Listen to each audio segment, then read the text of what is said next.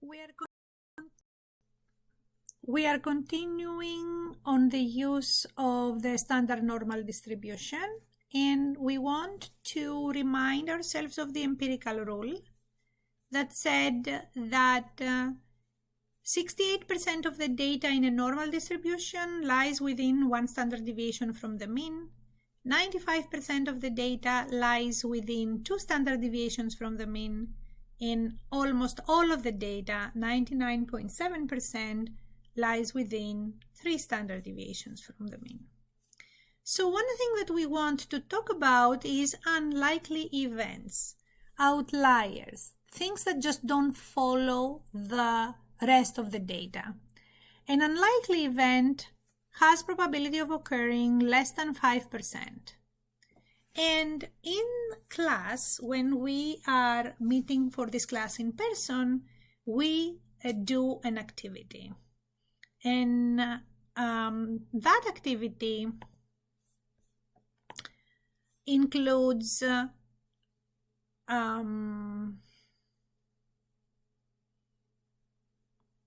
let me see how I can play it.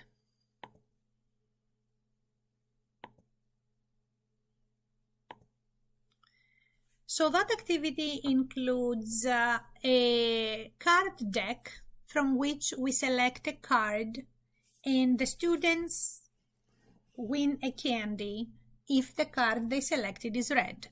So a standard deck has 52 cards, 26 of them are red and 26 of them are black.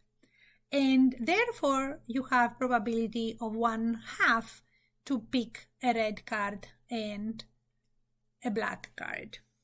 So we will obviously do it here as an animation, but the student will come up, and when it's your turn to pick a card, you will tap, you will select from the deck. So I'm gonna tap instead. So I'm tapping once and I get an ace of spades, which is a black card. So I don't get a candy.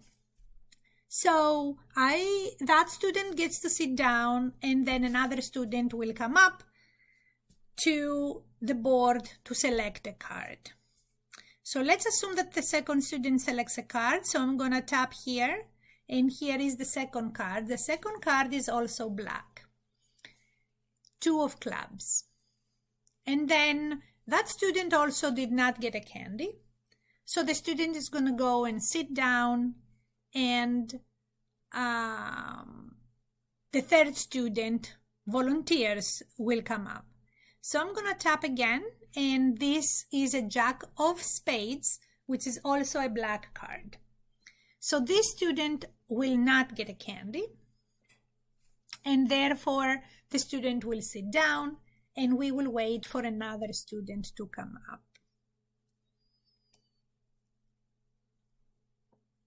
The next card, the next student got a 4 of clubs, and that is also a black card. So the student will sit down, and a 5th student will have to come up.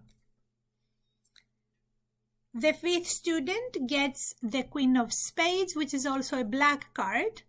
So that student doesn't get a candy, and therefore the student will sit down, and a 6th student will come up. Let's tap again to select our 6th card. And this student gets a 5 of clubs, which is also a black card. And that means that the student also doesn't get a candy. And that student will sit down. Now we need a 7th volunteer. So let's take a 7th volunteer. The 7th volunteer will pick a card from the deck. And that is the 10 of spades, which is also a black card. So that student will not get a candy, and that student will sit down. The question is, how long do you want to play this game? And I'm gonna escape. We don't need this anymore. So how long are you gonna play this game for? And the answer is, what do you think will happen next? Does this game look to you like it's a fixed game, or is it a really chance experiment with random outcomes? So in reality, we don't know, because we don't know if the cards were fixed or not. But what we do know is that we had 1 out of 2 probability of getting a black the first time. And then multiplication rule, we have 1 out of 2 probability of getting a black the second time. So 1 out of 2 was a 0.5. And then 1 out of 2 times 1 out of 2 was a 0.25. That was 1/4 of getting 2 black cards. And then we got a third black card, which was times 1/2. So that was 0.125. And then we got a fourth card. So that was another times 1 out of 2. So 0.0625. I have to do the math in my calculator for a minute. Yes. And then I had a fifth student come up to get another card. So that was another 1/2, multiplying the existing probability. And that would be 0.03125. And when did we start wondering whether things are reasonable or not? About this time is when we did start wondering. After this thing happened, after we got our fifth card that remained to be black, then we started wondering. And this indicates that actually in real life, also when the probability dropped below 5%, it was 6.25%, to 3%, this is when we started thinking that this is a very unusual outcome. So it became a little unlikely to keep getting black cards over and over and over. We were not 100% certain that this could not have happened at random. It is possible that it happens at random. It actually has 3% probability of occurring. But we were kind of wondering if things were not as reliable as we thought.